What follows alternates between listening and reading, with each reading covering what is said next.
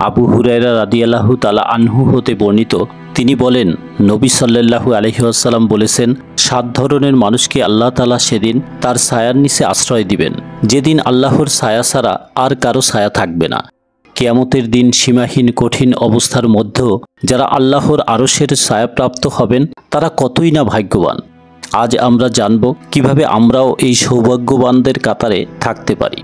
হাদিস অনুযায়ী আল্লাহর আরশের প্রথম ছায়া পাবেন ন্যায়পরায়ণ শাসক। এখানে নেতা হিসেবে সর্বস্তরের দায়িত্বশীল ব্যক্তিকে বোঝানো হয়েছে। তা পরিবার, সমাজ, রাষ্ট্র বা কোনো দলের নেতা যাই হোক না কেন। রাসূল সাল্লাল্লাহু আলাইহি ওয়াসাল্লাম বলেছেন, সাবধান, তোমরা প্রত্যেকেই দায়িত্বশীল এবং প্রত্যেকে তার দায়িত্ব সম্পর্কে জিজ্ঞাসিত হবে। নেতৃত্বের ব্যাপারে ন্যায় ও ইনসাফ হলো বড় বিষয়। ইনসাফ ভিত্তিক নেতৃত্ব না হলে তা অধীনস্থদের মাঝে ভুল বোঝাবুঝির সৃষ্টি হয়। নেতৃত্বের প্রতি অনীহা সৃষ্টির ফলে সমাজ, সংগঠন বা রাষ্ট্রে বিশৃঙ্খলা দেখা দেয়। রাসূল সাল্লাল্লাহু আলাইহি ওয়াসাল্লাম বলেন, যে ব্যক্তি মুসলমানদের যাবতীয় ব্যাপারে দায়িত্বশীল হওয়ার পর তাদের সাথে বিশ্বাসঘাতকতা করবে, আল্লাহ তার জন্য বেহেশত হারাম করে দেবেন। আল্লাহর আরশের দ্বিতীয় ব্যক্তি হিসেবে ছায়া পাবেন ওই যুবক যে তার যৌবনকালে আল্লাহর ইবাদতে কাটিয়েছে। রাসূল সাল্লাল্লাহু আলাইহি ওয়াসাল্লাম বলেছেন, 5টি জিনিসকে 5টি জিনিসের পূর্বে মূল্যবান মনে করো, আর তা হলো মৃত্যুর আগে তোমার জীবনকে, অসুস্থ হওয়ার আগে সুস্থতাকে, ব্যস্ত হয়ে যাওয়ার আগে অবসরকে, বৃদ্ধ হওয়ার আগে যৌবনের সময়কে, অভাব বা দারিদ্রতার আগে সচ্ছলতা বা প্রাচুর্যকে। এ হাদিসে যৌবনের বিষয়ে বিশেষ গুরুত্ব দেওয়া হয়েছে। যৌবনকালের ইবাদত আল্লাহর কাছে সবচেয়ে প্রিয়। একদিকে এই সময় মানুষ যা করে থাকে তা জেনে বুঝেই করে, অন্যদিকে এই সময় শয়তানের সকল প্ররোচনাকে পেছনে ফেলে ভালো কাজে নিয়োজিত থাকাও কঠিন। আর বান্দা দুনিয়াবী কার্যকরণের চেয়ে আল্লাহকেই বেশি প্রাধান্য দিচ্ছে কিনা আল্লাহ তা দেখে নিতে চান। এ ব্যাপারে সূরা আত-তাওবার 24 নং আয়াতে মানুষের জীবনে ওতপ্রোতভাবে জড়িত বিষয়গুলোর চেয়ে আল্লাহ, রাসূল এবং জিহাদের প্রতি ভালোবাসার কথা বলা হয়েছে। আল্লাহর আরশের ছায়ার তৃতীয় ব্যক্তি হবেন এমন মুসল্লি যার অন্তর মসজিদের সাথে লেগে থাকবে। অর্থাৎ এই শ্রেণীর ব্যক্তি এমন ব্যক্তি হবেন যে আল্লাহর সান্নিধ্য লাভের ব্যাপারে তার অন্তরে ব্যাকুলতা রয়েছে। বিশেষ করে দৈনিক 5 ওয়াক্ত নামাজ মসজিদে পড়ার জন্য ব্যাকুলতা। 1 ওয়াক্ত নামাজের পর অন্য ওয়াক্তের সময় আসার পূর্ব পর্যন্ত মন যেন মসজিদে ফেরার জন্য উতলা হয়ে থাকে। এই বিষয়টি মূলত জামাতের নামাজের গুরুত্ব হিসেবে বলা হয়েছে। আমরা জানি একাকী নামাজ পড়ার চেয়ে জামাতের নামাজ আদায় করলে 27 গুণ বেশি নেকি হাসিল হয়। পাশাপাশি মুসলিমদের সমাজ ব্যবস্থাপনা হয়ে থাকে মসজিদকে কেন্দ্র করে। রাসূল সাল্লাল্লাহু আলাইহি ওয়াসাল্লামের যুগ, সাহাবায়ে কেরামদের যুগ থেকে আমরা তাই জানতে পারি। চতুর্থ শ্রেণীর ব্যক্তি হবেন তারা যারা আল্লাহর জন্য পরস্পর মিলিত হয় এবং আল্লাহর খুশির জন্য পরস্পর বিচ্ছিন্ন হয়। অর্থাৎ মুসলমানদের প্রত্যেকটি কাজ আল্লাহর উদ্দেশ্যে এবং ঈমানের পরিপূর্ণতার জন্যই হওয়া উচিত। কোনো কিছুকে ভালোবাসলে তা আল্লাহর জন্য এবং পরিত্যাগ করলে তাও আল্লাহর জন্য হতে হবে। মহান আল্লাহ সূরা আল আনামের 132 নং আয়াতে বলেছেন, বলুন, আমার নামাজ, আমার কোরবানি, আমার জীবন, আমার মরণ সবই একমাত্র আল্লাহর জন্য। ব্যক্তির জীবনের সর্বস্ব আল্লাহর জন্য উৎসর্গ করার বিষয়ে এই আয়াতে বিশেষ গুরুত্ব দেওয়া হয়েছে।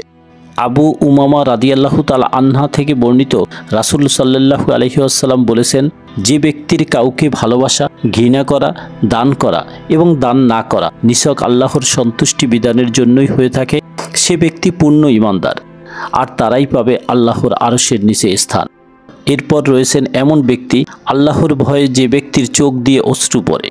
রাসূল সাল্লাল্লাহু আলাইহি ওয়াসাল্লাম বলেছেন, যে ব্যক্তি আল্লাহর ভয়ে অশ্রুপাত করেছে তার জাহান্নামে প্রবেশ করা তেমনি অসম্ভব যেমনি অসম্ভব দহন করা দুধকে পুনরায় ওলানে প্রবেশ করানো। যে ব্যক্তি আল্লাহর সন্তুষ্টির জন্য তার পথে জিহাদ করেছে সে ব্যক্তি আর জাহান্নামের আগুনের ধোঁয়া কখনো একত্র হবে না। রাসূল সাল্লাল্লাহু আলাইহি ওয়াসাল্লাম বলেন, 2 ধরনের চোখকে জাহান্নামের আগুন স্পর্শ করতে পারবে না। 1 ওই চোখ যা আল্লাহর ভয়ে অশ্রু বিসর্জন দেয়। 2 ওই চোখ যা আল্লাহর পথে পাহারাদারিতে রাত জাগে। পরবর্তী ব্যক্তি তারা যারা কঠিন পরিস্থিতিতে চরিত্র সংরক্ষণ করে। যৌবনকালে নারী পুরুষ পরস্পরের সান্নিধ্য চায়। সৃষ্টিগত এটা একটা স্বাভাবিক চাওয়া, এ সময় কোনো সম্ভ্রান্ত ঘরের সুন্দরী রমণী বেবিচারে লিপ্ত হবার প্রস্তাব করলে শুধুমাত্র আল্লাহর ভয়েই তা থেকে বিরত থাকতে পারলে, অর্থাৎ এভাবে চরিত্রের হেফাজত করলে তবেই আরশের ছায়া স্থান লাভ করা যাবে। আল্লাহ বলেন, আর তোমরা বেবিচারের কাছেও যেও না, নিশ্চয়ই এটা অশ্লীল কাজ এবং অসৎ পন্থা। লজ্জাহীনতার যত পন্থা আছে তার নিকটেও যেও না, তা প্রকাশ্যে হোক বা গোপনে। সপ্তম ব্যক্তি তারা যারা গোপনে দান সদাকা করে। সরাসরি দান করতে আল্লাহ তাআলা সূরা আল মুনাফিকুনের 10 নং আয়াতে নির্দেশ দিয়ে বলেছেন, আমি তোমাদের যে রিজিক দিয়েছি তা থেকে খরচ করো মৃত্যু আসার আগে। সূরা আল ইমরানের 92 নং আয়াতে বলেছেন, তোমরা কিছুতেই কল্যাণ লাভ করতে পারবে না যতক্ষণ না তোমরা তোমাদের প্রিয় বস্তুকে আল্লাহর পথে ব্যয় করবে। আল্লাহর সন্তুষ্টি অর্জনই হবে দান করার মূল লক্ষ্য। মনে অহংকার আসতে পারে, এ ধরনের ভীতির কারণই হলো দানের এই পদ্ধতি উল্লেখ করার কারণ। রাসূল সাল্লাল্লাহু আলাইহি ওয়াসাল্লাম বলেন, আল্লাহ তোমাদের সৌন্দর্য ও সম্পদের দিকে লক্ষ্য করেন না, বরং তোমাদের অন্তঃকরণ ও কাজের দিকে লক্ষ্য করেন। প্রকাশ্য দানে রয়েছে সব, যদি তাতে অহংকার চলে আসার সম্ভাবনা না থাকে। আর আল্লাহর খুশির জন্য গোপন দান, অর্থাৎ ডান হাত দিয়ে দান করলে বাম হাতও জানতে পারবে না যে সে দান করেছে। এমন ব্যক্তি আল্লাহর আরশের নিচে স্থান পাবেন ইনশাআল্লাহ। উক্ত হাদিস থেকে আমরা জানতে পারলাম যে কিয়ামতের সেই ভয়ঙ্কর সময়ে আল্লাহর আরশের নিচে স্থান পেতে হলে আমাদের এই 7 বিষয়ে সর্বদা সজাগ থাকতে হবে। আর আমাদের সমস্ত তৎপরতার মূল উদ্দেশ্য হবে আল্লাহর সন্তুষ্টি অর্জন। হে আল্লাহ, আমরা যাতে আপনার সন্তুষ্টি অর্জনের মাধ্যমে জীবনকে এমনভাবে পরিচালনা করতে পারি যাতে কিয়ামতের দিন আপনার আরশের নিচে ছায়া পেতে পারি, তার তৌফিক দিন। আমিন।